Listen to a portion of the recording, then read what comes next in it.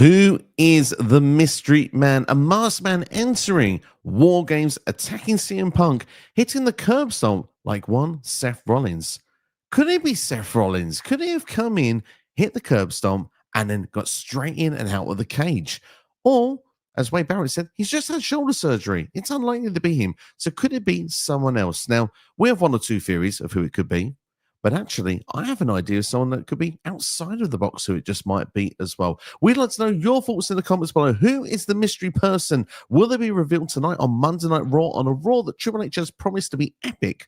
Or is this something that's going to build over a number of weeks, months? NXT in the hot seat with me, going through the two WarGames matches we will do as well. Liv Morgan has returned as well to WWE, helping Dominic Mysterio win the Intercontinental Championship over John Cena. And Stephanie Vaquer retains the Women's World Championship against Nikki Bella. But we're kicking things off with that mystery man at the end of WarGames because, yes, a 45-minute battle needs to be ignored here because we need to know that the Vision beats the baby faces. And yes, we have, well, a cliffhanger, a debate.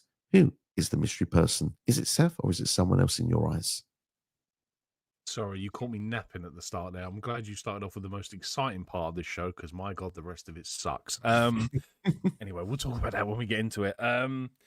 Yeah, look, the idea is that it's supposed to be Seth because they do a curb stomp, and it's fun to go online when they do stuff like this because you see so many theories on who it could be. Take that hint for a minute. Like I was saying to you before we started, I saw one person suggest it was Buddy Matthews, and I was like, Buddy Matthews is more jacked and shorter, so it definitely ain't him. And then I saw another one thinking it was Dean Ambrose because they were wearing the same pair of trainers that Dean Ambrose wore from like 2012, and I'm like, it definitely ain't Dean Ambrose. So I think that's probably the most exciting thing is we get to speculate. The problem is I don't know who it was. I think it's already supposedly have confirmed who it is. And I've had conversations about this today where a lot of people think, or some people think, that they might drop the reveal tonight. Why? Why drop the reveal straight away? Are we just in that time period where we don't care for long-term story building and we don't want to build to that moment where we reveal who this mystery person is? But I think this is going to be a long drawn-out thing. It makes sense to draw it out till like Mania, till Seth's back, because at least you can get Seth on TV and cause some intrigue where you get Punk interacting with Seth saying, I know it was you, and then Seth's like, but it wasn't me. Do you know what I mean? That's what they should do, is go the long route with this one, play it out till Mania. How long do I think it's genuinely going to last? Probably 2 weeks.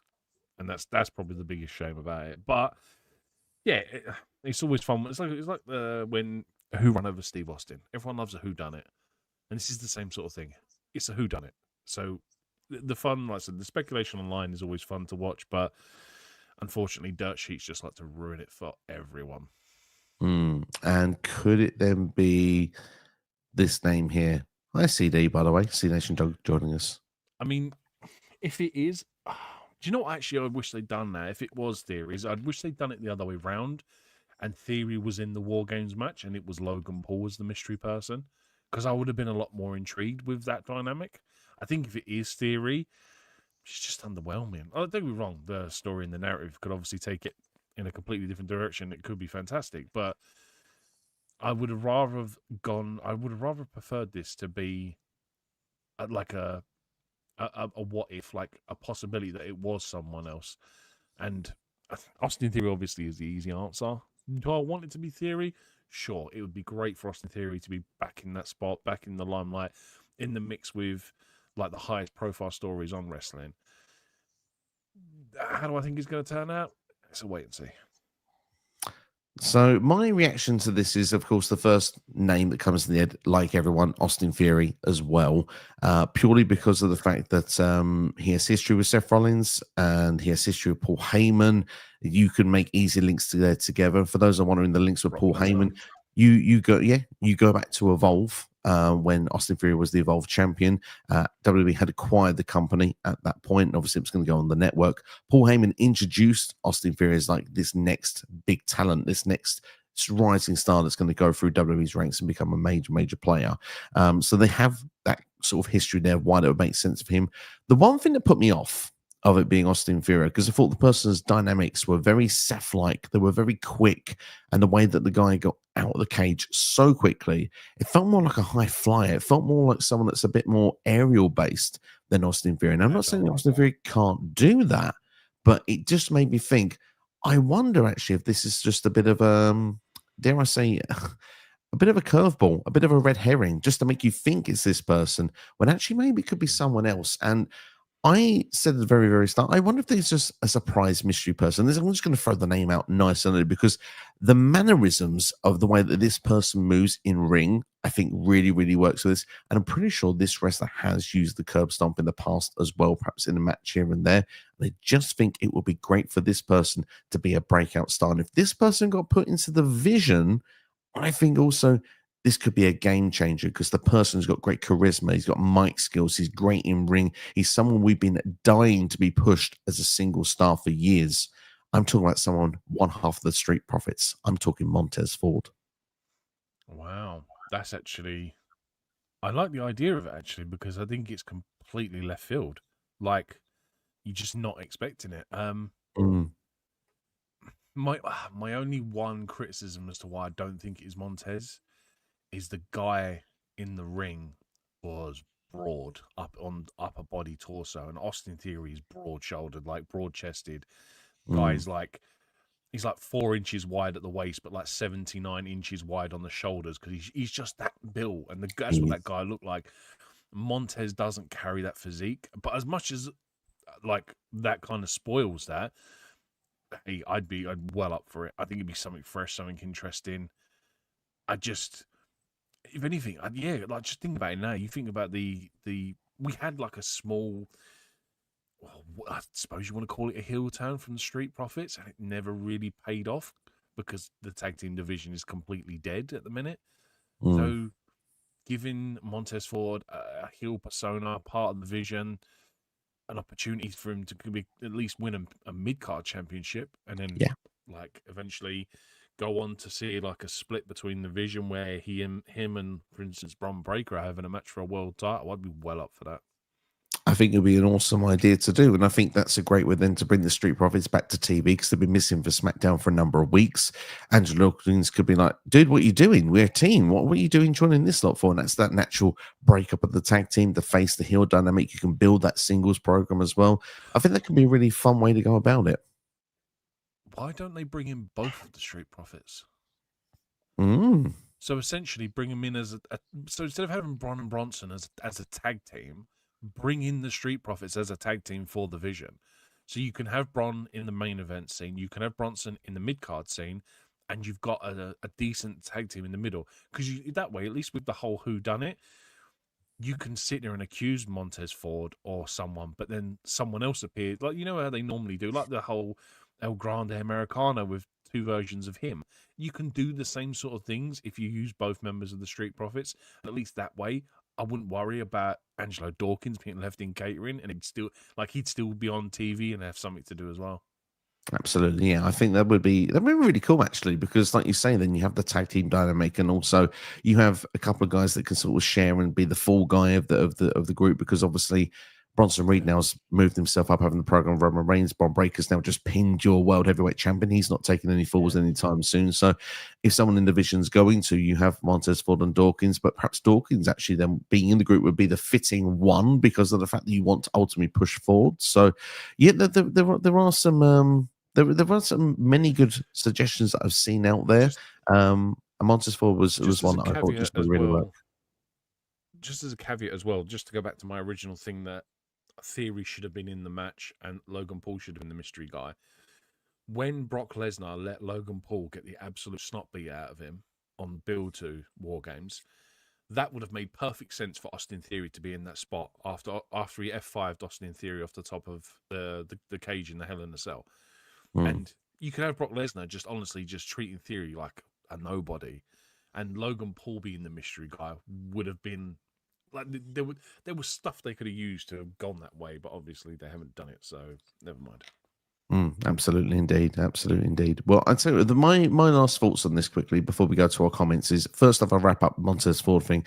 My problem with it is the why I don't see the why, apart from the fact of we've got the next big star. Paul Heyman's spotting out talent and saying, "Look, I'm making this big rising group," and that's the only logical way I can fit it in. And the fact is that he's agile and can move like a Seth that works. But Austin Theory does tick all the boxes. When you've seen the rumors that he's going to be joining this group for a while, it does make sense if Austin Theory is going to be the reveal. To be honest, he is the heavy favorite to be this guy. But I want him to have a different character. I don't want him to be, excuse me, the previous iteration that we've had of him, where he's just arrogant and he thinks he's like God's gift to wrestling. Because there's too many on the roster that do that. I almost want him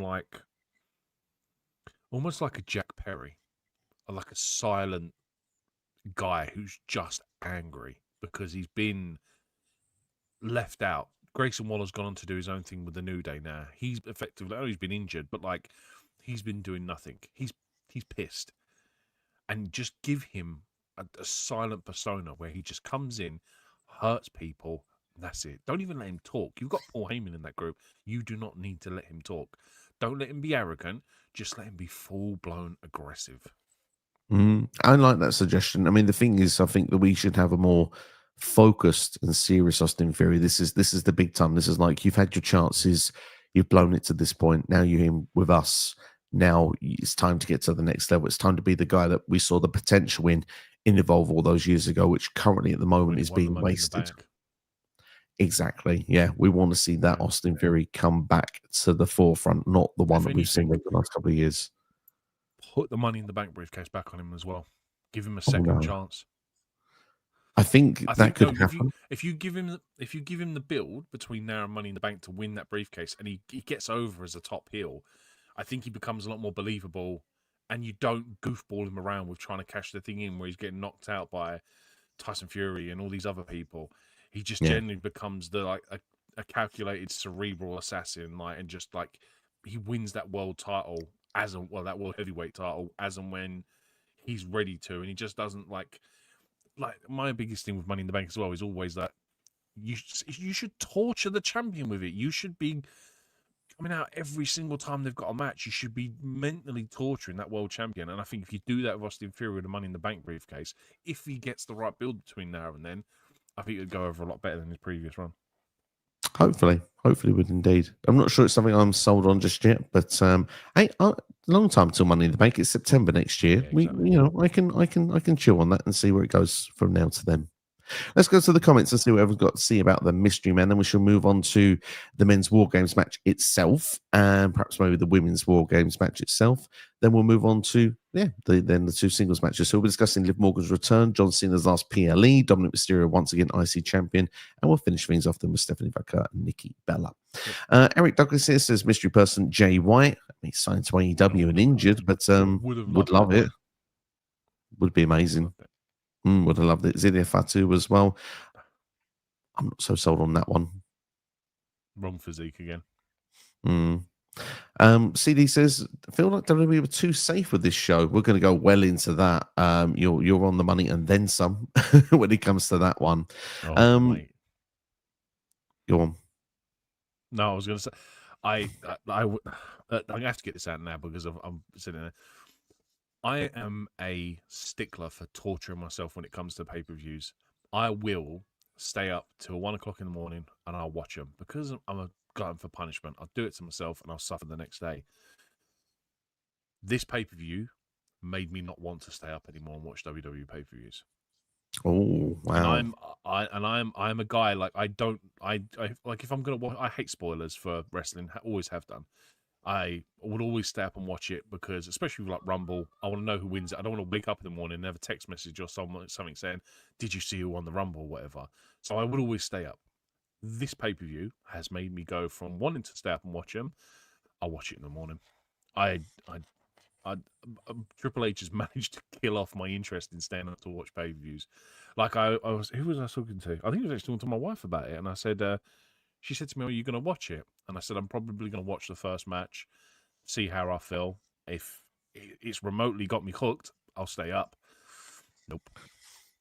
Did not stay up. And that's a big thing for me because, like I said, I will stay up and I will torture myself. I do not feel the need to stay up and watch premium live events anymore because this was hot garbage to me. I mean, the good news for Triple H is the next one's the Rumble, isn't it? But I understand your point of view with all Saturday of it. night's main event. Yeah, is it a PLE though? But yeah, I get your point of view. It is the next live one we've got. But yeah, I totally get your point on that. But now I haven't stayed up live for these ones for years. Usually, if I do, it's the Rumble. It's not even Mania. Rumble, I'll do it, but that's the only time you'll find me if I ever will do it. Leo says, Leo and House, thank you for joining, Leo. Go on, you have something you'd like to add? Even with the fact that this Rumble's in Saudi, we're gonna know all the spoilers before the Rumble even happens. Why should I stay up? The only thing I'm gonna not know is who the winners are. There's gonna be no surprise entrance. There's gonna be no pops in the show because we know who's gonna be in the Rumble beforehand. So why am I gonna stay up for the Rumble? I just don't see the point anymore. You made a good point, though, that it's actually on in Saudi, so it's actually going to be on the afternoon for us. So it's going to be a bit of a different game changer this year. We won't be, we won't have to be up late for it, which actually is one positive if you want to take anything from it. Leo and House is glad that Liv Morgan is back. I think with her being a heel or a tween, I think this is Liv Morgan's time. I can see WWE having her eliminate Bianca, paying off Bianca eliminating Liv at the Chamber storyline. We'll be talking more about Liv Morgan later, but it's good to see her back. Absolutely, certainly made an impact on that return as well. CD says if it was Seth Rollins, then he would reveal himself at Survivor Series, so it isn't Seth Rollins. Yeah, I suppose. Then Seth has really been questioning us this year. Yeah. I mean, look, there is obviously we all know he's injured. Quotation marks. Again, they've done it before. Who's not to say they're doing it again? We just saw the guy on a podcast the other day. Didn't look like he just had an operation done on him. So you never know. But I very much doubt it's him. I doubt it's him as well, but it would be. I mean, Seth has really, like I said, he's tortured the minds of everyone this year with is he injured, is he not, with a number of different occasions. So if he was to prove it again, but you would never believe him if he was ever injured again in his career if this was him now. So I'm inclined to believe you. I don't think it's him, and Wade Barrett's almost more or less told you it's definitely not him. So let's see what goes on with this when it comes to Monday Night Raw tonight. Mason with a good shout. I think it's Grayson Waller. Waller can climb up cages and ladders and stuff very, very quickly. So there is a shout it could be a Grayson Waller. Would need to logically make sense, but I'm not against it.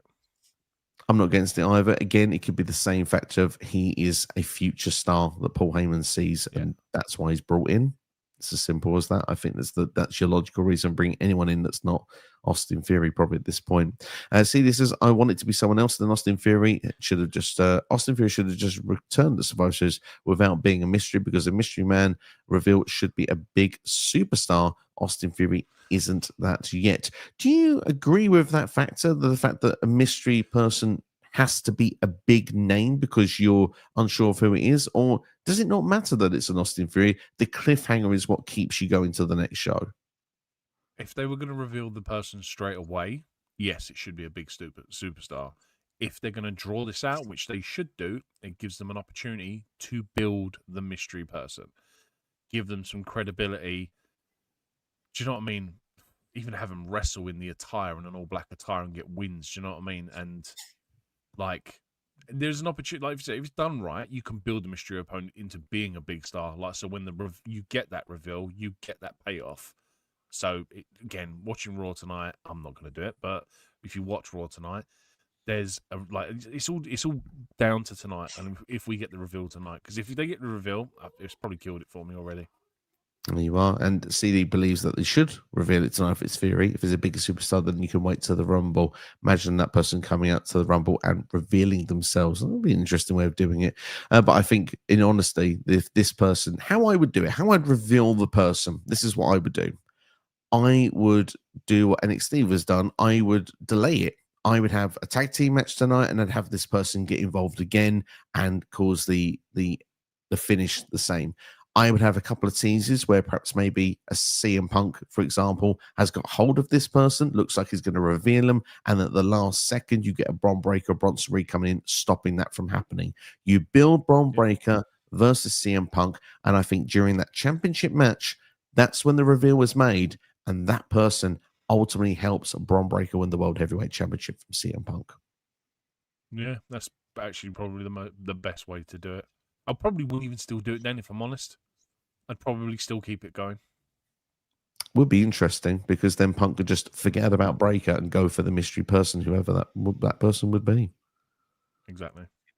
Fantastic. Well, I'll tell you what. In the meantime, we do have a number of comments that have come in. We'll just quickly say hello to Noob, by the way. Noob, how are you doing, my friend? Oh, I love that. Sorry, I dismissed it and then I didn't read the whole comment. Eric says Tatum Paxley hopes she finds a way to the Cena retirement show. Maybe if we have time towards the end of the video, Eric, we can speculate who might make it to that show if we have a bit of time. We have someone has said here, where are you? We have Sivan says, I think it's Montez Ford. Loving that. We got actually a vote for Montez in there. Ray says he'd rather stay out for an AEW pay-per-view than WWE. That's your prerogative, my friend. I don't blame you. I wouldn't stay out for any pay-per-view. That's because I'm old and I get cranky when I'm tired. Is way too long for me. Yeah, same for me as well. Let's quickly go into some of the action because we should review the show as well, rather than just a mystery person throughout the whole thing, as though as much fun as that could be. Yeah, exactly. But literally comes to a bit of a question really the whole way through is, should WWE kind of ditch War Games? Because a lot of people are not really so much a fan of the War Games concept this year. We're going to talk about the better one of the two because we started with the Mystery Man. The men's one, let's talk about the men's War Games match. Obviously started with CM Punk and Bron Breakker. We worked our way through. There was a point where it looked like Breakker was hurt in the match. Drew McIntyre came out second, which I really liked because it reignited the Punk and Drew feud. Cody made logical sense as well for Star Power to come early into the match. I like that rather than sort of make us have to wait to the end for him. We then at that point got ourselves Logan Paul, which of course he had to come in at that point. Jimmy Uso. Then we got Bronson Reed and Jey Uso. And of course, no surprise, we ended up with Brock Lesnar and Roman Reigns to finish. And yes, something that I've been crying out for these War Games matches for quite a while, which I thought was a positive. Before Roman could even get into the cage and the War Games match begins, people come outside of the cage, use the space around you as you're a glorified steel cage match, and you can't go anywhere and do anything. This is how you get the weapons involved. I don't like the idea when they just run to the ring as well. And, oh, look, I brought a kendo stick. And, oh, look, under the ring's a table. Like, actually make it logical where it fits in with the storyline of the match. I want to see that a lot more often. Use the space around you because the cage it's not a forfeit until the bell rings. So I think WWE really need to try and loosen the rules a bit when it comes to War Games because right now, I think CD said it earlier on, was the one to say, they're playing it far too safe at this point. Now, I'm not saying that they need to do something completely ridiculous and that's completely going to lose my suspense of disbelief. But at the same time, I do think War Games is getting a bit tame. But however, I will say this. I thought there were story beats and elements throughout this match that was better in the men's compared to the women's. In fact, we can talk about both at the same time. I really don't mind because it's the same match. It's on twice. The men's match had some storyline beats going through it. I love the call to Dusty as well with Cody and Punk. I love the fact that they just mixed all these rivalries together. They've got stuff coming out the other side of it, despite the fact that Punk is pinned in the end by Bron Breakker. We mentioned the Mystery Man for 20 minutes. You know what we're talking about there. And obviously at the end of the match, once it's all done, the Vision's celebrating outside that they've picked up the victory. Then you've got left in the ring Roman, Punk, and Cody. And there is that thing going back to Monday Night Raw as well with Roman, like, that title would look better on me. He has a handshake, it seems, or a fist bump with CM Punk. Seems to be a respect factor. With Cody, we're never teaming again. It teases almost like we could be building to Cody versus Roman 3. So there are things coming out the other side of this, which certainly makes that interesting within itself. The women's one, sorry, I'm doing both at the same time because then that way we can just take a lot of questions as well. The women's one is just lazy. I feel like I'm just sitting from start to finish, waiting for everyone to get into this cage so we can bloody get the match going because there was no real major spots, in my personal opinion, between entrant 1 and from entrant 10 coming in. And I think for me, that's very disappointing when it comes to War Games match. The women in recent years have had the better War Games matches over the men. This year was far too safe. Just a couple of weapons, not so much in there. Probably saving these big weapons for the men's match, so with the fact that it's not overshadowing it. But yeah, it didn't feel much for me. And although it's a spectacular visual, seeing Io Sky coming off with a trash can on her head, and Steve, you called it on this last show that we did the prediction show saying it's going to happen. We've seen it. It's been done. I just feel like it's time for something different. It feels rinse and repeat. The only thing that was positive for me, even though this is also rinse and repeat, is AJ Lee making Becky Lynch tap out. I liked the way that the finish played out with Lash Legend getting the mist and eyes as well. That can build to the Fatal 4-Way Women's Tag Team title match we were going on about in the prediction show with the 4 tag teams in this. And of course, we're building to AJ Lee versus Becky Lynch further down the line. Apart from that, the other 40 minutes felt a bit of a waste for me. So, just to briefly talk about the rules, Brock Lesnar almost looked like he didn't realize he could step off of the stairs. He almost looked like he didn't realize that he could come off the stairs at first, because he stood on the stairs like, "Can I leave? Or am I going to fuck up the whole plot of the story?" Excuse my French. Yeah, that's definitely one rule that should be, like, I don't know, relaxed whatsoever. And like you said, wait until you get down to the ring to find stuff. It's stupid. Do it Raven style. Get a shopping cart, bring it down to the ring full of stuff. Again, I'm agreeing with you. I think the rules should be altered for a War Games match. I even sat there and thought that they should get rid of the if you climb out, you're DQ'd, because I think if you go get rid of that rule, there's an interesting opportunity in future to have people just leave their teammates and to a disadvantage, and then you've almost got like a faces overcome and the numbers in a 4-on-5, which gets them a win, or you've got the 4 faces getting destroyed by the heels or whatever, and like. Do you know what I mean? There's an opportunity to use it as an interesting plot point going forward for stories. To talk of the women's quickly, because I thought this was garbage as anything. Lash Legend coming in last was either because she's super green, because it was her first ever match on main roster, or it was underwhelming. Like I said, Nia Jax should be last, and she should have been last. Although I will say this, aside from EO, I think Lash Legend was a shining light in this. I think when she came in, she had a fantastic display for her first ever match. The big boot she hit was great. It looked devastating. I think she has a real good potential to actually be a big star on the main roster. The EO spot is like the Kofi Rumble spots. It's been done to death. Stop doing it. I don't like it. It's boring. You make it look like it's supposed to be this big spectacle, and it's not. It's boring now. Which leads me on to another point. When she does that spot, she's technically pinning 2 people, and the ref doesn't make a count. Then they do the whole finishing spot. Yeah, she's pinning 2 people, and the ref doesn't do a count. And I'm like, okay, we're playing loose with the rules here. It's a nitty detail, but you can see it. She's like literally turned sideways. She's covering like Nia once and Lash with the other or whatever. But no, we've obviously got to get the AJ Lee making Becky Lynch submit. I thought it was boring as anything. It did not fit. Like I said, I watched that and went, yeah, I'm not watching the rest of the show. Forget it. Turn it off. Thought it was garbage. It was I wouldn't even say bang average War Games match, because I think even that's too generous. It was just underwhelming and it under-delivered for me. I did not like it as much. Moving on to the men's, which for me is match of the night, because everything else was garbage as well. But it was great. Cody diving off the top as he came in, I think, is a great way to sort of, do you know what I mean? Instead of just getting in the normal way, okay, I'll just climb in and dive off the top. Hey, well, it works for me. I thought it was a great reason for him to introduce himself. Cody then not being able to do maths, apparently, because your 2 enemies are down on the floor and then you elbow Punk in the face. I'm sorry, Cody. You can't do maths. You know there's 4 of you in the ring. 2 of them are in front of you and they're the bad guys. Your teammates behind you. It irritated me. The Bronson Doomsday device, that looks sucked.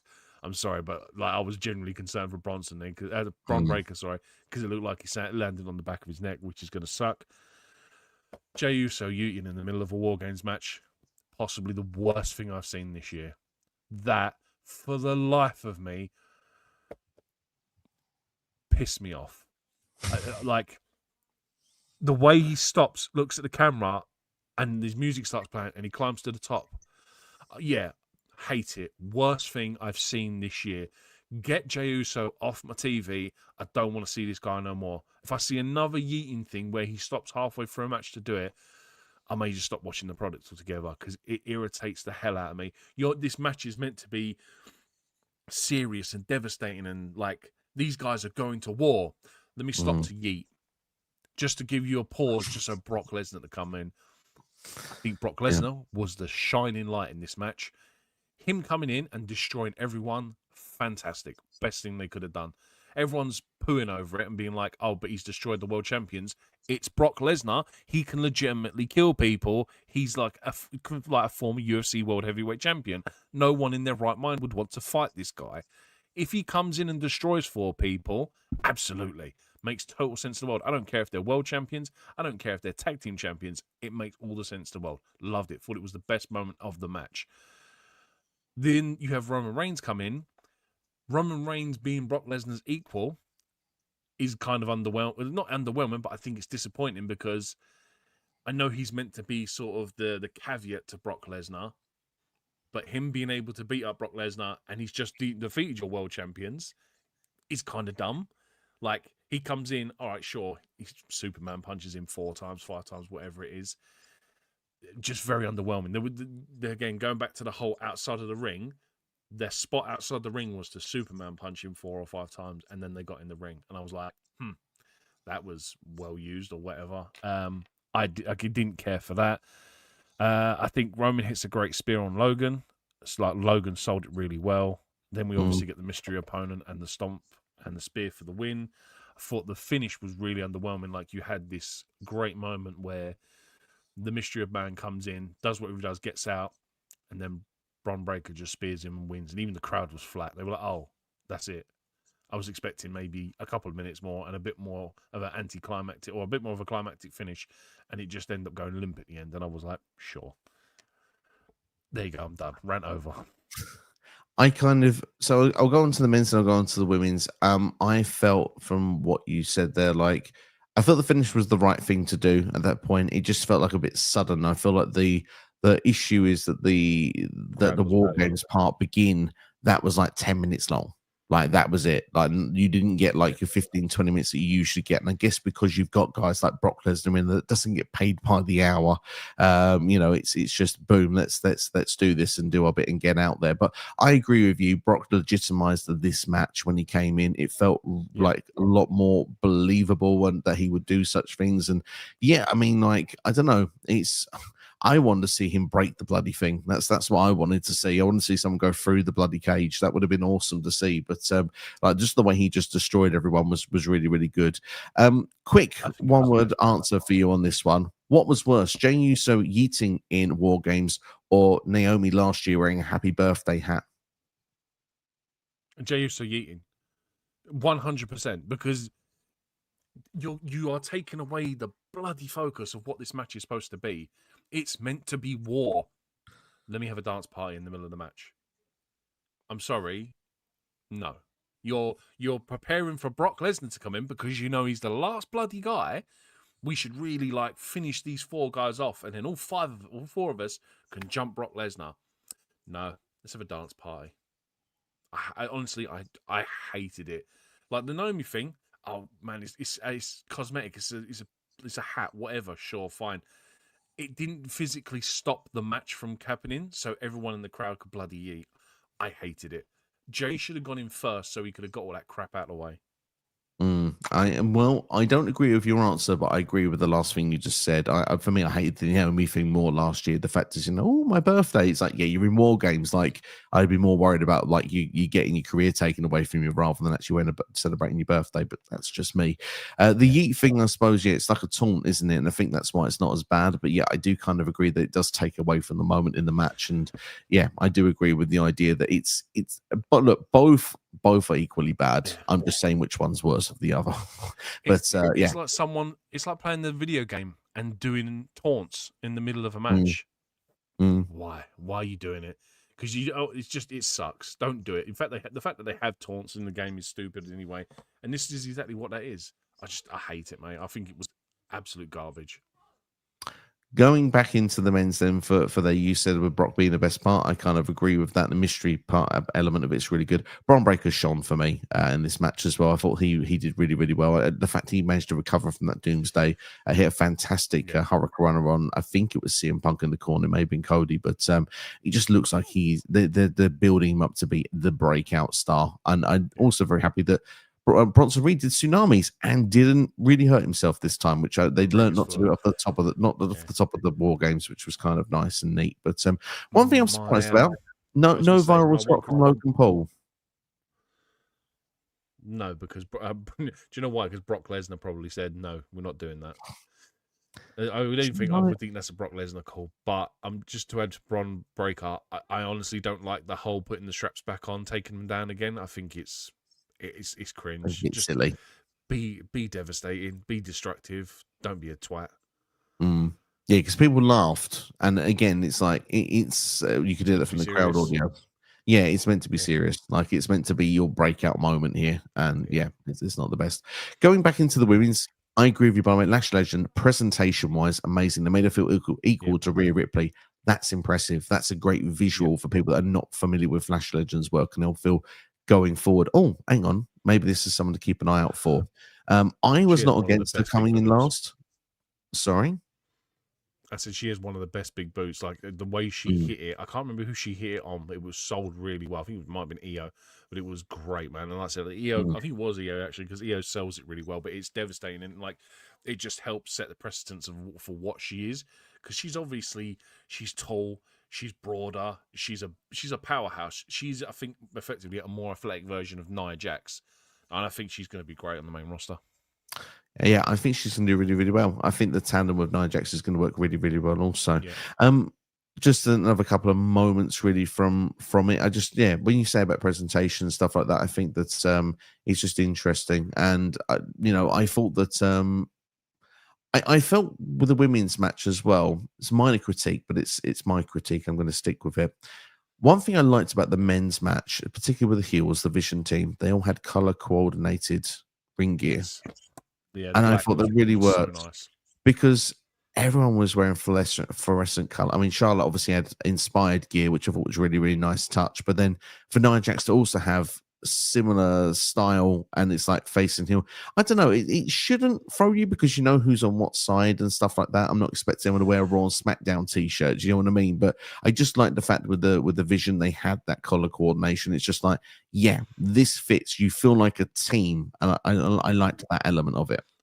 Like I saw, was it earlier? I saw it was a WarGames match on, or a video on YouTube I saw, and it was Hogan and whoever else, but they all came out in like army gear, doled up. It's like WCW WarGames match, obviously, Yeah, and 95, I think. yeah, covered in like war paint and stuff. And I was like, that aesthetically looks like a unit. And same with, I think Ciampa's done it before as well in NXT. I think he had a team one year where they did the same sort of thing. Obviously, the Undisputed Era are the opponents for every NXT War Games match. So do you know what I mean? They're a unit, they're a faction. They all look the same anyway. So they look like a team. It just gives a bit more believability to the fact that this is a team. And you've got one coming in pure white. You've got EO coming in, Rhea coming in pure black. I mean, it was almost like they were going for every color of the spectrum. Do you know what I mean? Like a rainbow almost, just like a weird rainbow. And it was just it didn't look as good. And then like you said with the men's one, I think everyone went black because it was like Brock Lesnar is not going to wear any other color apart from black. So everyone else kind of settled down and went, yeah, I think we should all get black ring gear because it will look cool. Drew wears black anyway, but like Bronson wears black most of the time. But Bron, I'm so glad he wears black now because his rainbow attires he used to wear in NXT were garbage. But Logan Paul gave me such NWO vibes. I saw his ring gear and Mm. I was like, that looks nice. Yeah, it worked really, really well. So, no surprise with the way we've been talking. We both prefer the men's match. I don't think that's any surprise to anyone. Can we give star ratings out of 5 for both matches, starting with the men's? Uh, I mean, the men's I gave a 3. I think it at least had some intrigue to it. It was the best match of the night. It had one of the best moments of the night with Brock Lesnar. I just felt like it was kind of. I've got to mark it down for Jey Uso Yeeting. I've got to mark it down for everything, but I think a 3 is a fair evaluation from me. I've gone 3.5 for me. I think that I think this one was better. What I will say about this, and I feel it for both War Games matches, and this is why there should be a question maybe of like, what does WWE need to do? Should they ditch War Games for next year's Survivor Series? Because I don't know if it was appropriate. It felt appropriate for the men's. It didn't feel appropriate for the women's. You could have done a traditional Survivor Series match, and I think, to be honest, it would have been much more better. There'd have been much more I think you'd hype have with got the a fifth crowd. And match I on the think card. Yeah. maybe, but then they usually are quite lengthy, the Survivor Series matches. So I think it would have been the same length of time. I just think it would have been more exciting with hot tags and stuff like that rather than waiting for who's coming in next. I know. Yeah, I guess what you're saying, because obviously you've still got to wait. What you're looking at It's 5, like then half an hour. another. So yeah, it's like half an hour before you even get the first pin, before you get even the earliest opportunity to do a pinfall. At least Mm. with a Survivor Series style match, you're in that half hour, you're gonna see 7 or 8 pinfalls, and it's gonna build tension and drama to that final point. We're essentially just playing a waiting game with War Games. Should that change? Should there be pinfalls Yes. from the start of the match optional? Because that means also for Oh, people that are picking their teams, they have to really strategize because if we put our weakest members in early, we might not even get in the match. We don't have the no. advantage. You could really play with a really good story element with adding pinfalls in early in this match because in that way Yeah. it could be a thing of like, well, hang on, we don't wait for a Roman Reigns or Cena. But I mean, with this one, we saw Punk and Cody as the first two on the faces. Like on other Yeah. years, we've seen like Jimmy and Jay come out. It adds another element, and it adds all of a sudden of like, well, I don't have to sit here and wait half an hour before something's going to happen. If that makes sense. Because it would have actually would have worked perfectly for the men's one this year, because you could have had the first 4 on the face team eliminate the other 4 on the heel team. Brock Lesnar could have come out and just beaten the other 4, beaten Cody, beaten Punk, beaten Jimmy, beaten Jay, and it would have just left Roman versus Brock in the final in the War Games, and you could have had like a 10-minute match, whatever. Use the cage a bit more. It would have. The only problem is you've then got like a double ring for 2 guys, and it's the same as watching a singles match on these shows. It's pointless. Which I need to. This is another critique I had. I know they do a singles match in each ring. So like one of the Dom versus Cena was in the one nearest the ramp. Nikki Bella was in the other ring. Why don't they just, like, if they're going to go outside the ring, why don't they just get in the other ring and wrestle in the other ring for a bit and use like the whole 2-ring aesthetic instead of being confined to only being able to pin them in one ring? If I throw someone out the ring, why can't I bring them into the other ring and still carry on wrestling? I think Mm. that's, at least that way, the whole crowd is getting something out of it, and then just one half of it. But yeah, that in terms of pinning, it works, but it's kind of like, yeah, like I said, you could, at the end of it, you're going to have possibly two guys, 3 guys in a double ring. It's kind of the same as having a singles match, really. I mean, I wasn't adding elimination into this. I was going to Oh, still right. do a Right. fall. So it's a case of Oh, say right. Okay. hypothetically you're Gotcha. doing that Yeah, match yeah, yeah. there. Like you it's the one fall, but you know what happens then if say Roman doesn't make it through the curtain time because say Jimmy Uso has been pinned. It's just a different layer of storytelling. For example, Punk could be the guy that come in first. He was the one that's been beaten down and weakened down a lot of the time. Can they survive with the numbers disadvantage to get the next face out, or is it going to be a case they lose? Then obviously you get that big comeback that the faces look like they're going to win it. Then all of a sudden the heel person comes out. It just adds something a bit extra to this because I think sometimes you're just waiting, and I feel like I don't know. It's a long time to wait for something to happen, half an hour. And I think that these War Games matches are meant to be the big spectacle, meant to be something exciting. It's just ways to try and improve this match type because, look, there is a comment down here somewhere. I think it's here. First Thank of you, all, get rid Mason. of 5 people. Should only be 4 on each team. Get rid of the 5th. I don't mind 5-on-5 personally just because of Survivor Series history, but 4-on-4 is fine You'd as well knock with the 6 minutes. NXT. You'd knock 6 minutes off the match, and I'd be okay with that. That's fair. I'm not against that either. Mason says both War Games matches were not as good as both Blood and Guts matches. No blood and violence, thumbtacks, screwdrivers, and other weapons in the match. Now, Yep. I mean, there's ultimately going to be the comparison of the 2 matches, especially now Tony Khan has brought, which was a very clever move, by the way. He brought in Blood and Guts Well to done. come in ahead of Survivor Series. He knew what he was doing. The thing is that there was I could talk about this subject for half an hour, so I'm going to try and keep it brief. First off, yeah, both. I've now actually seen both Blood and Guts matches. Once I finished Survivor Series, I made sure I saw the men's Blood and Guts match that I hadn't seen. I do think both of the Blood and Guts matches were better than the War Games matches. However, there are parts in this where I sit there and go, I disagree. Now, obviously, AEW promotes Blood and Guts. It's in the title, which I think is a very stupid name, by the way. I don't like the idea of Blood and Guts match is a stupid name. War Games is a better name, but still, yeah, blood does work. It can work. Sometimes it can be overdone as well in these matches, but it does aesthetically fit a cage and the environment, and you're going to war. So I understand that point. It can fit well for the story, but it has to make well for the narrative. When it comes to thumbtacks, yeah, they're fun, but when I see things like screwdrivers, then I'm not a fan of like seeing John Moxley with a fork stabbing someone every 2 seconds. That doesn't do it for me. But at the same time, what I would say is that where I think AEW pushes the envelope too far sometimes, WWE doesn't push it enough. There is a happy somewhere in the middle which works for everybody, and I think that that's something that needs looking at. But there are differences to the two match types. Sorry, Nick Steve, I will not be too long. I promise I'll get you your turn. But with Blood and Guts, which works better than WWE, they have the roof and they can go out of the cage. So they can use the surroundings. They're not just stuck in a steel cage match. They can fight on the floor. They can fight in the armway. They're on top of the ramp, and Darby Allin's been press slammed off of it through a fire table, a burning table. Scary looking spot, to be fair, but it's impressive to look at. When you see them, Mark Briscoe's climbing on the top of the cell, it's like the throwbacks to seeing Undertaker and Mankind. Just the idea of them being on the top of it, even if nothing happens, which nothing really does happen in this instance, but it still feels like a bit, oh, this is a bit edgy, a bit scary. For me, the best part of the whole Blood and Guts match from the men's side of things, by the way, is the idea that Mark Briscoe's taken out backstage because it doesn't even come out of his entrance. He has to come out later in the match because he's been taken out. I think that's a very just nice, very simple use of storytelling, building a further story outside of this when it's finished and working in the context of the match, because the faces, I think, had the advantage, if I'm not mistaken, with this match at one point, and then they don't have the advantage anymore because it works in favor of the Death Riders. So that works really, really well for that. With WWE, look, obviously they are a PG company where AEW is not. So that difference a lot of things immediately when you mention screwdrivers, for example. But the thing is, if AEW was as big as WWE, let's not kid ourselves here, they're not as big as WWE. If they had all the sponsorships, the merchandise, the kid following families, all the rest of it, they would tame these matches down. They would not be doing the same thing as what they're doing. They'd be closer to WWE than what it would be, what we're seeing right now.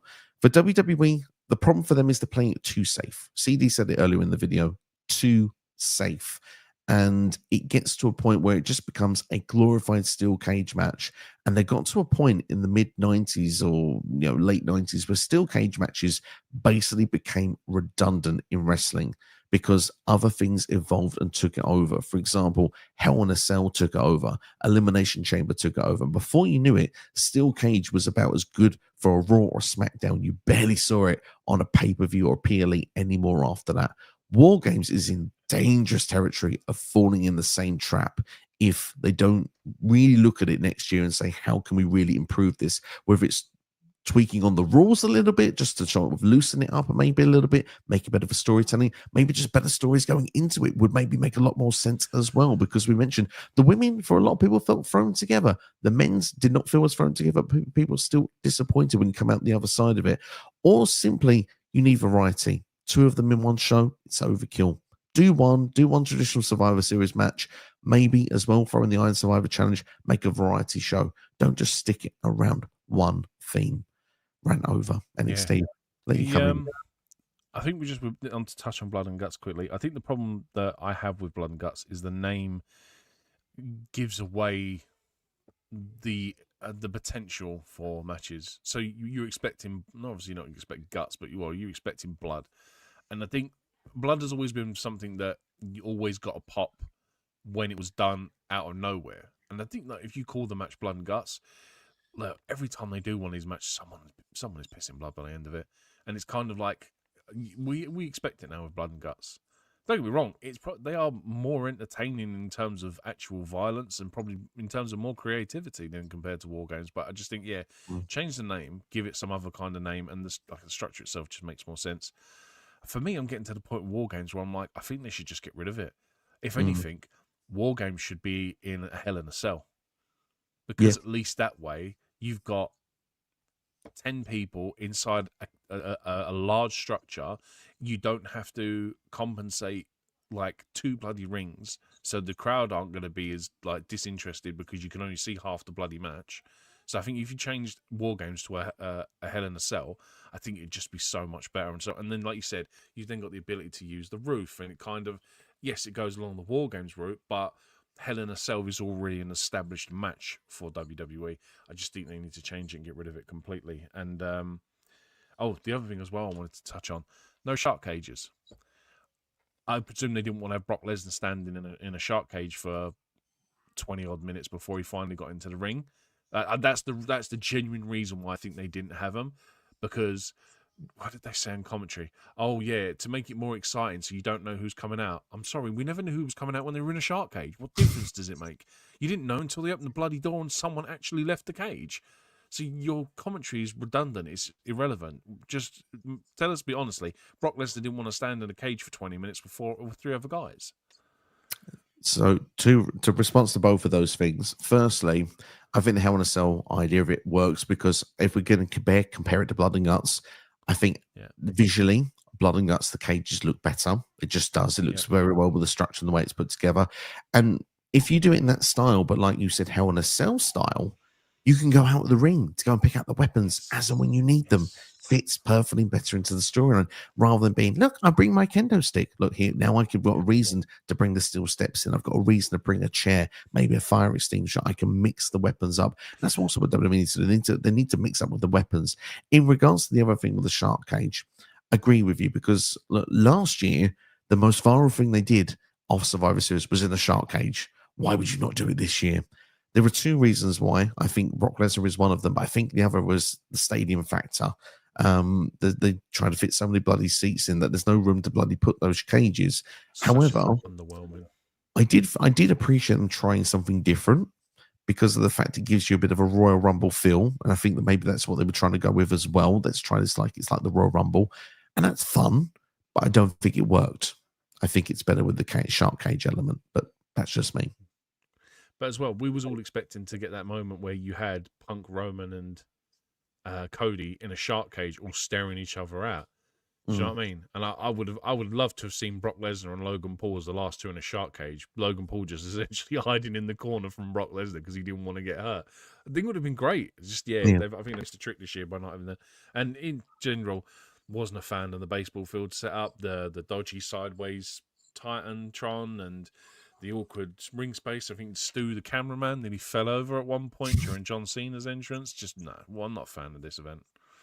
No, it didn't feel right. And I also feel sometimes, and this is just a personal critique, I think WarGames fits so nice in an arena environment because you can hear the roar.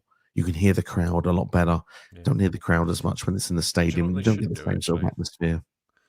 If you're not going to go to a Hell in a Cell type match, they should do what they do for I forget the NXT match style now, where they fix chairs and tables and kendo sticks and everything to the side of the bloody cage. Do you know what I mean? At least that way. I know they don't want to use those things. Like tables and chairs seem to be the real sort of, this is it now. This is the limit. Kendo sticks as well. Like we can't really do anything else. Sure, fine. But at least put them on the side of the cage so someone doesn't have to worry about grabbing one on the way in. They're already in the ring. And at least if you've got 3 tables in there, 4 chairs, there's an opportunity and it leaves the possibility of the unknown. It makes it just much more intriguing. Yeah, absolutely, indeed. No, I completely agree with everything you just said there. I do want to bring up a couple of comments as well, just because we want to try and get through as many comments as we can. I do have work tomorrow, so this is already getting into dangerous time zones for me already. We ain't going to spend long on the last 2 matches.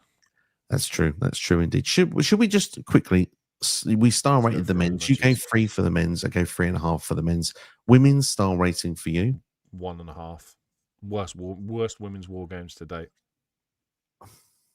Even worse than last year, and last year had Nia Jax with a steel chair that can't swing a chair. This was just boring, and it was copy and paste. And like I said, Kofi Kingston Rumble save spot for Io. No, I just didn't care for it. Like I said, the one good moment was Lash.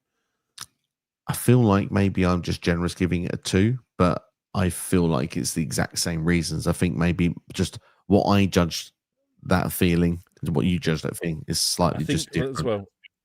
It needs the right people to be in that match. And as much as I loved Io, as much as I love AJ Lee shouldn't be in a War Games match.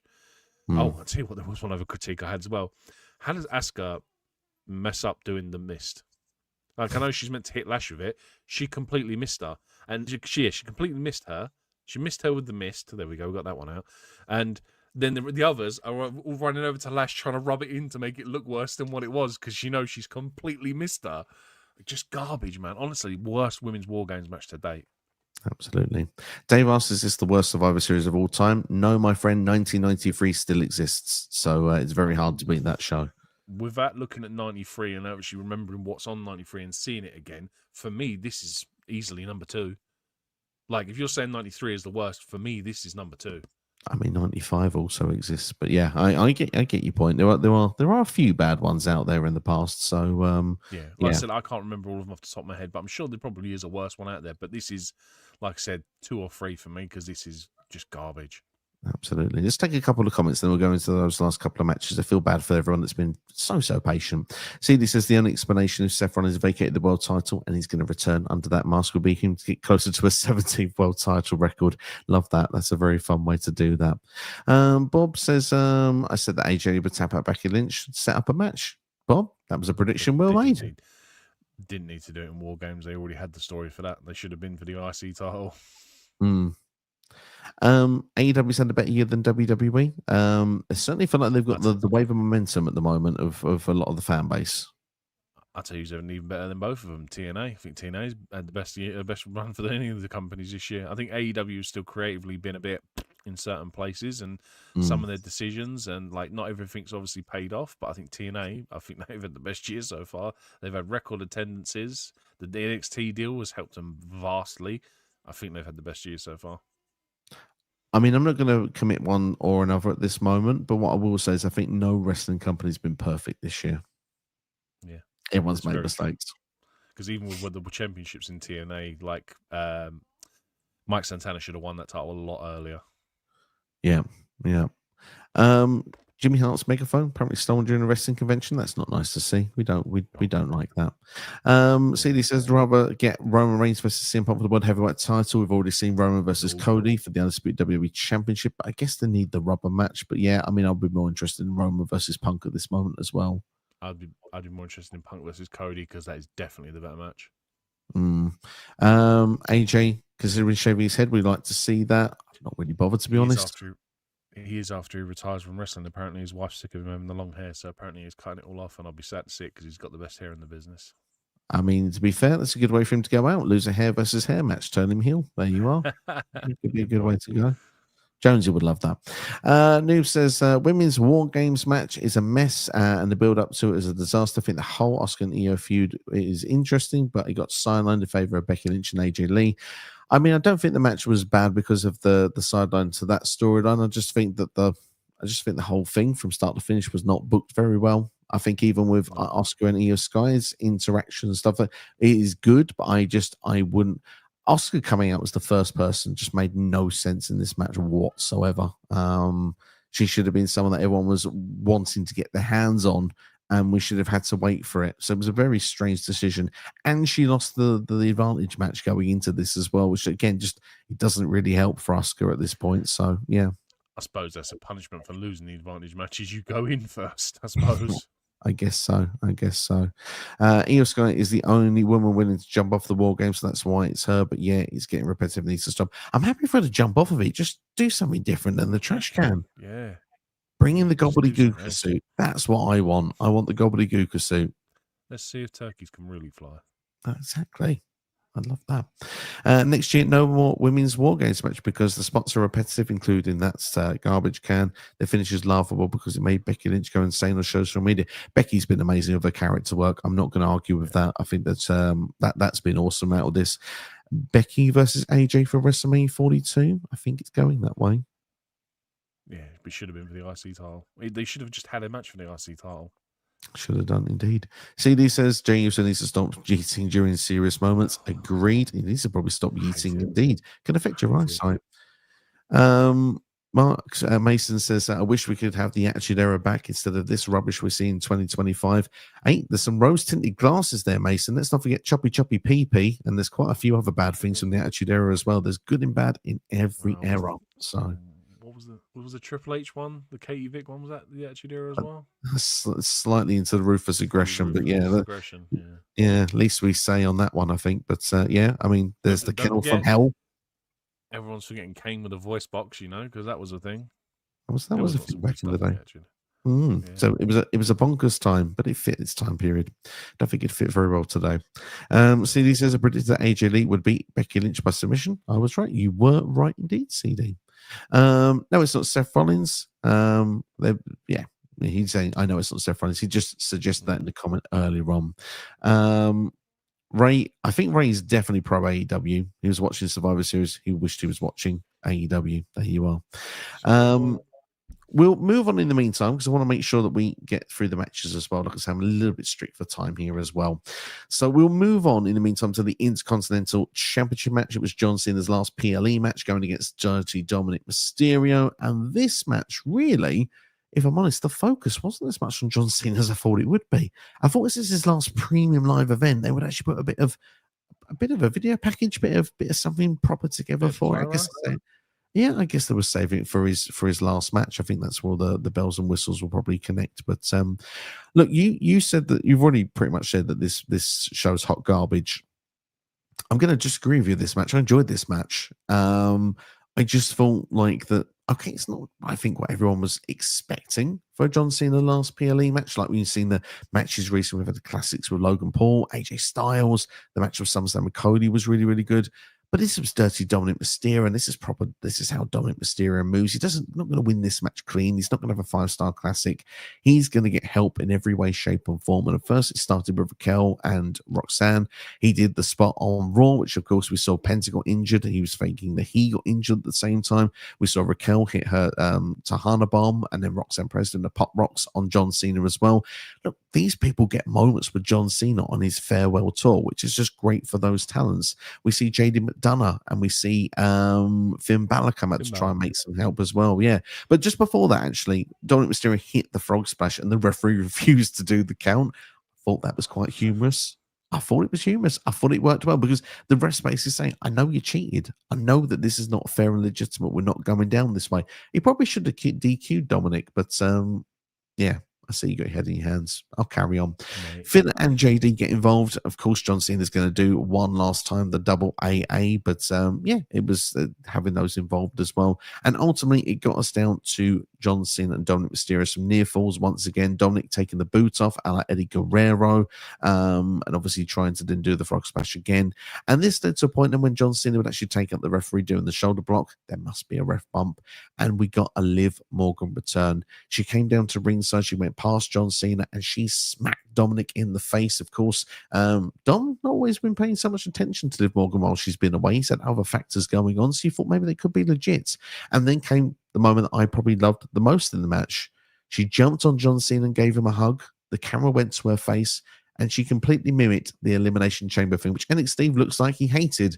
I actually thought it was brilliant. I really liked that. And then the fact is that John Cena basically fell for what he did earlier in the year, getting the kick in the balls, and then obviously, yeah, title to the face from Liv Morgan, frog splash, and Dominic Mysterio is your IC champion once again.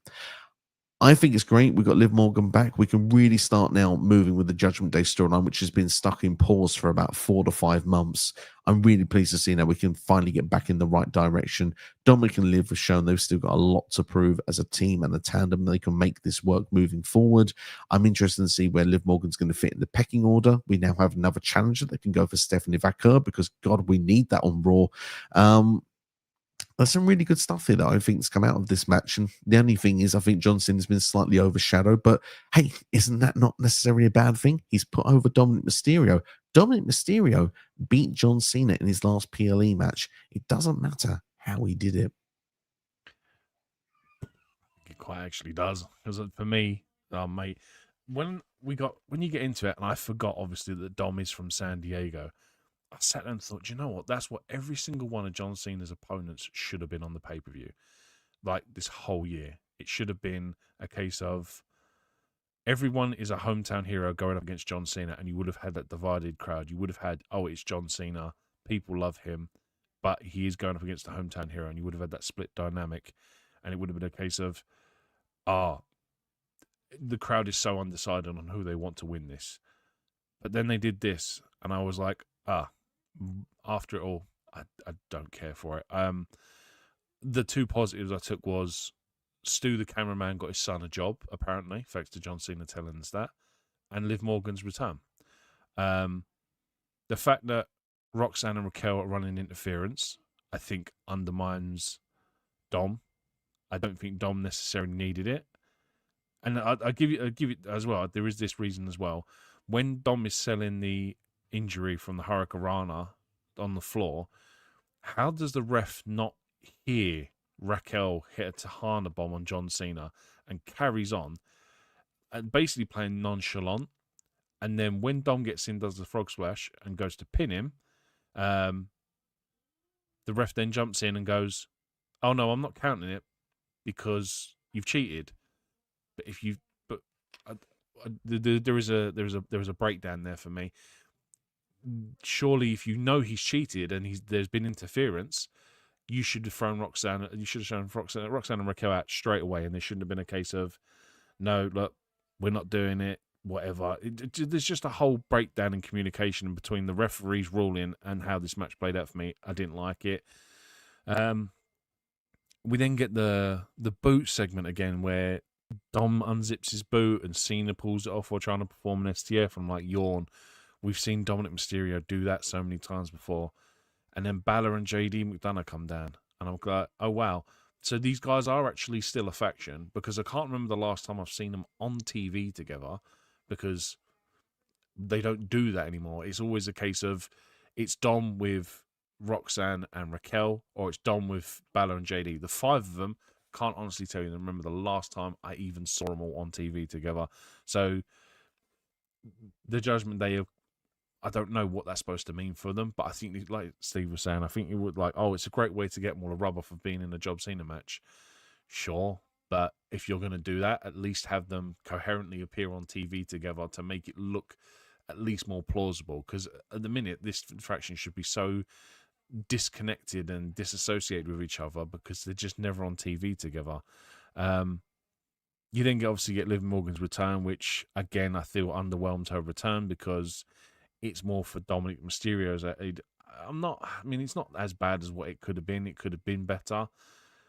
But then you have her come into the ring, slap Dominic Mysterio, but she's wearing all her gear with Dominic Mysterio's branding on it.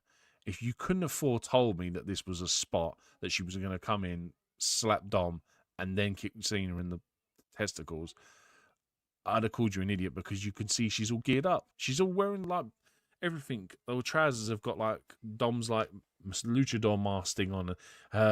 The top she was wearing had his like the initials on the thing.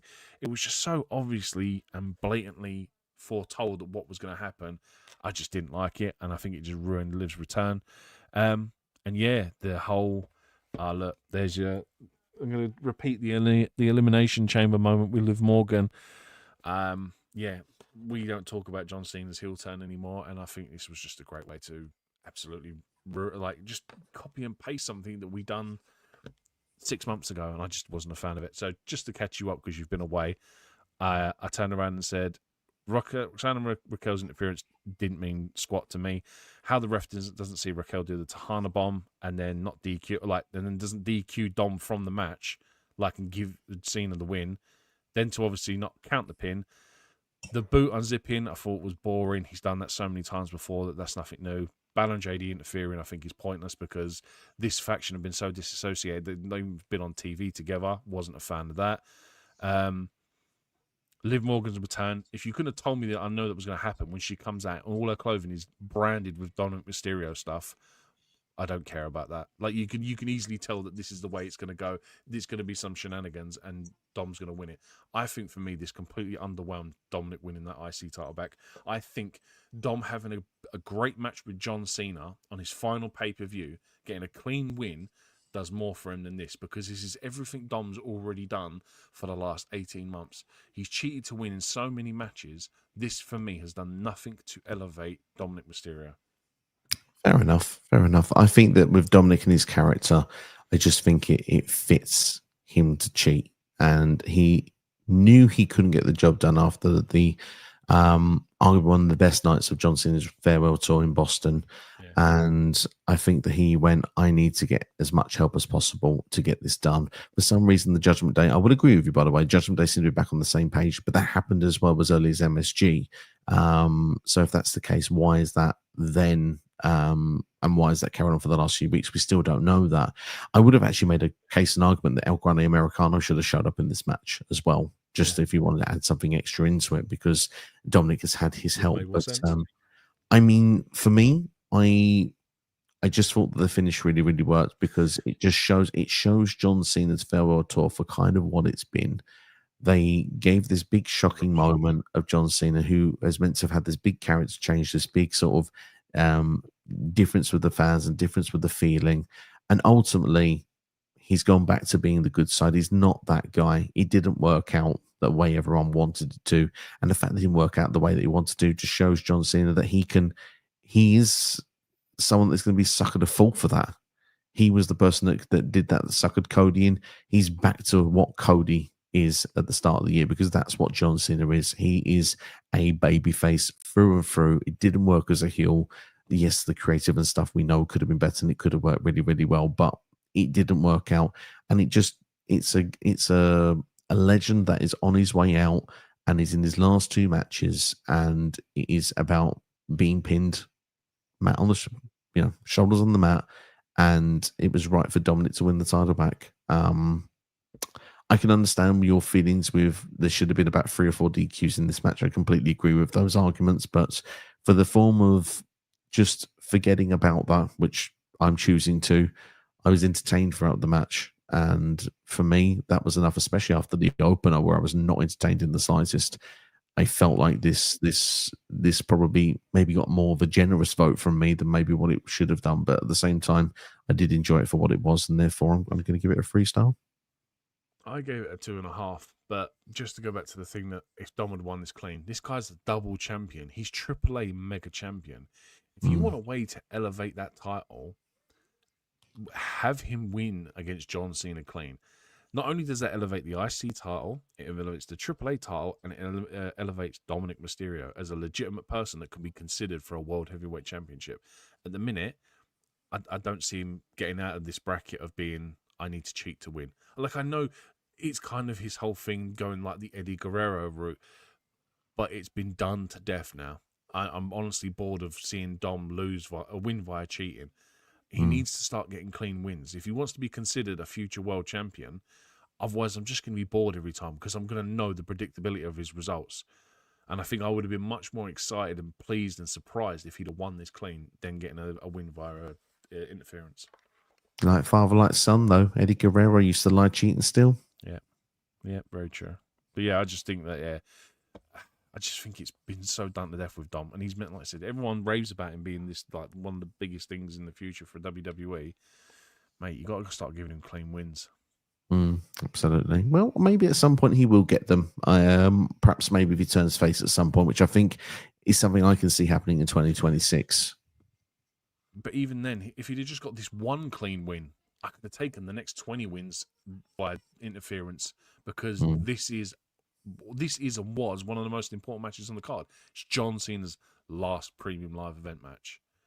And again, just to add to that, the guy walks out the ring, gets no pyro, no, do you know what I mean? Crowd do not care.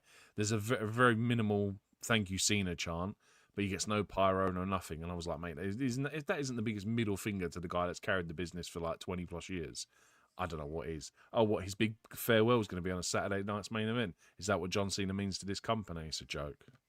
I will disagree with that, only on the pure basis that stadium shows audio into camera is horrendous. We never on any stadium show hear them properly. I think the chant was probably louder. We just didn't hear it. But I kind of agree. It didn't come across well on our TV sets. I would say that much for sure. Stick a mic in the crowd. Yeah, they need to have a bit more audio in that crowd to try and get some more sound through, because it just all travels one way and it's up. Let's quickly rapidly go through this match, because there's not really so much to say on it. Stephanie Vecchio and Nikki Bella. Nikki Bella, for me, felt much more confident as a heel in this match. I think the match is is TV standard, I think, is my quick way I'm going to use this. I feel sorry for Stephanie Vecker's knees. They're going to give in on her one day, but yeah, the Devil's Kiss on the announcers table was pretty well done. Obviously in ring as well, and Nikki Bella countered it pretty well before it was actually executed earlier in the match, where she rolled out of the ring. And eventually, Stephanie Vicker doing her corkscrew splash from the top, picking up the victory over Nikki Bella, and retains her championship. It's a storyline that's not really worked because it's been kind of rushed. I do like Wade Barrett as kind of like trying to defend the comments he made about Nikki Bella previously, to try and put into the character here. But I don't. No, there is a point after this match where Wade Barrett turns around and goes, Nikki Bella puts in an epic performance. I don't remember seeing a lick of offense from that woman in that match. For me, this was effectively a squash match. She may have got 1 or 2 rest holds in. This was all Stephanie Vicker. And then that kick in the corner, oh my God, I replayed that 19 times. I'm probably exaggerating, but it was a lot. Because I was like, what the hell is that boot in the corner? Because that was atrocious. Because if you watch it back, it's not even Stephanie. It's Nikki's effort to do it. It's so lackluster and lazy that she just gingerly brings her foot up, and I was like, well, why am I watching this? Why am I wasting my time? Because I genuinely don't get it. And like I said, Wade Barrett to the end goes, Nikki Bella's put in an epic performance. She did jack in this match for me. I don't remember seeing her do anything apart from roll out of the ring or avoid any physical contact with Stephanie Vicker. This match for me got a 2-star. That 2 stars is for Stephanie Vicker because she's the only one that put the effort into this match. I hated this. Like, I sit there and joke about Ivory. I think it's Ivory or Jacqueline versus Mae Young. This is up there for Nikki Bella's performance because this was god awful for me. She spent most of the time taunting to the crowd as well. Don't care about it. This is why I did not want to see this match. I was just not a fan of it. Like I said, I don't remember any offense apart from maybe like a rear chin lock at some point in the middle of the ring. I think for me, completely lackluster. I think this was a discredit to Stephanie Vicker. Just really poor booking. There was like 2 shining moments: the Devil's Kiss on the announcers table, and that like the bit where Nikki's bent over the apron and Stephanie jumps up and drops a knee on her chest. I thought was a great spot, and obviously the finish. Because God, I had to stop watching this match because it was fucking awful, man. I mean, I noticed Nikki getting more offense in than what you're suggesting, but I would say that, I mean, this is 2 stars is the same rate I'm going to give this because I think it's a standard TV match. I don't think it's anything that's I don't think you're going to remember this match tomorrow. Once you've seen another week's worth of WTV or AEW or anything, even one show, I think this match goes somewhere in the background of your mind. But ultimately, it's the right result. I hope Nikki Bella moving forward will remain a heel if she's going to do her work on TV. The kick that you're referring to, yeah, that was not a great moment in the match. I think that perhaps maybe it would have been better if she sort of, I suppose she probably attempted to try and get some offense in by just doing the big boot, but she would have been better trying to lift one leg up, like a bro kick kind of style would have been much better for her because she would have got much more behind that right foot. I think, like I said, I think Nikki forgot the spot because obviously Stephanie then does that draping knee drag from the corner that she's normally done, but she's essentially got her foot up too high. So Stephanie's copped a boot in the face, and she's sitting there looking at Nikki going, what the fuck are you doing? How have you messed this up? You're supposed to kick me in the midsection so I can catch your foot and then do drag a knee screw from the corner. And yeah, and look, they stood there confused like deers in headlights. And I just, like I said, I replayed it 10 times, and I'm like, what am I watching here? What is this? Why am I subjecting myself to this torture of this absolute garbage? But yeah, that's just me, mate. That's fair. I hated this show. We're going to go and break it down in the last. I'll run down bits in a couple of seconds, but last question in because I'd like to get through more comments, but I've got to be up for work in 5 hours, so I can't do anymore. I'm really sorry because we've gone on a lot tonight, but I hope you've enjoyed what we've had to discuss because it's been quite a passionate one. This one, I think, for us with a review show today. But Dave says, do you like Wade Barrett playing with wrestling figures and commentary? I mean, he's got to promote the things. It's not my cup of tea, but people are promoting these things and people will buy them. There was one thing I actually forgot to mention. Do you know what the time difference between the final bell from the Vicker Bella match to the start, the first entrance of the men's WarGames was? Probably a long time. 24 minutes of Ouch. crap. 24 minutes between Nikki Bella and Vicker finishing and first entrance on the War Games match. And I was like, you're not serious. 24 minutes of just absolute garbage. Like just adverts and wait for them to make money. I don't care about Wade Barrett playing with LG and replica toys. Don't run an advert. That's what you normally do. Don't make your commentators look like prats by sitting there playing with toys. I thankfully Netflix has cut all that out, so I didn't see any of that. I watched the show so late. Again, I got none of that. I think that's another thing that added to the point that if I'm going to watch these now, I'm not going to watch them live because I can just skip all that stuff out in future. That's usually what I do, and you get through the shows a hell of a lot quicker. Yeah. Anyway, let's go for a quick run through at the end of the show. First off, OMG moment of the night. Me watching the show.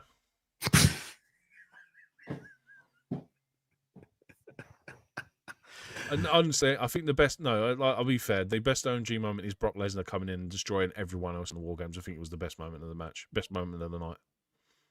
The second is me watching the show. That is brilliant answer. Is it watching the show or finishing the show? I don't know. The OMG moment is not clawing my eyeballs out afterwards. I think OMG moment. I mean, the big talking about is the mystery man, but I'm going to give OMG moment to Liv Morgan return. I really enjoyed her return. I think it's made an impact. Match of the night, men's War Games. Yep, easy. Entrance of the night. John Cena's probably. Liv Morgan's maybe. I'd like.